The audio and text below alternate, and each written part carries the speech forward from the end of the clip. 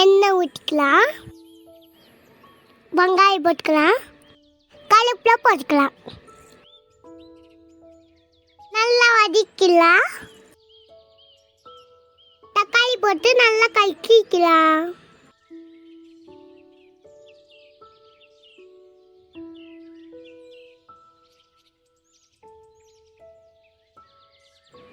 கொஞ்சமாக மஞ்சள் தூள் போட்டுக்கலாம், கொஞ்சோண்டு பெருங்காயம் போட்டுக்கலாம், நல்லா வதக்கிக்கலாம். இப்போ அந்த பலாக்கொட்டை வேர்த்து அதில் போட்டுக்கலாம்.